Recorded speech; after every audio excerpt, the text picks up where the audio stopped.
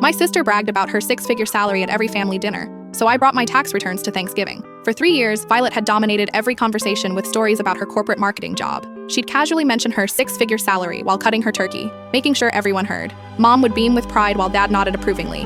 Marketing directors are so in demand right now, she'd say, adjusting her designer watch. Companies are throwing money at us.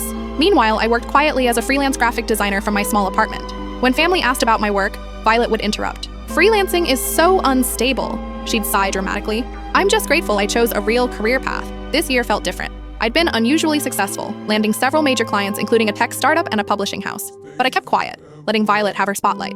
20 minutes into dinner, she started her usual routine. They just bumped me to $120,000, she announced, cutting her green beans with theatrical precision. Plus, bonuses. Marketing is absolutely booming. I pulled out my folder. That's wonderful, I said, spreading my tax documents across the table. I brought mine too.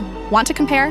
Violet's fork froze midway to her mouth. What are you doing? She hissed. I pointed to my adjusted gross income line. $247,000, not including the quarterly payments I've been making. The table went silent. Dad's wine glass stopped halfway to his lips. That's impossible, Violet whispered. You work from home. Turns out companies pay well for good design, I said calmly, especially when you build relationships instead of just talking about money. Mom leaned forward, studying my documents. These are real. Certified copies, I replied. Violet's face cycled through confusion, anger, and finally embarrassment. Why didn't you say anything? I met her eyes. Because I was raised to believe bragging about money was tacky. Uncle Henry chuckled into his napkin. Cousin Morgan smirked openly. I also brought something else, I continued, pulling out a check. I'm paying off Mom and Dad's mortgage. Early Christmas gift. Dad's eyes filled with tears. Mom covered her mouth with both hands. Violet stared at the check amount, then at me, then at her plate. For the first time in years, dinner conversation moved beyond salary figures. We talked about Uncle Henry's photography project, Morgan's new baby, and Mom's garden plans.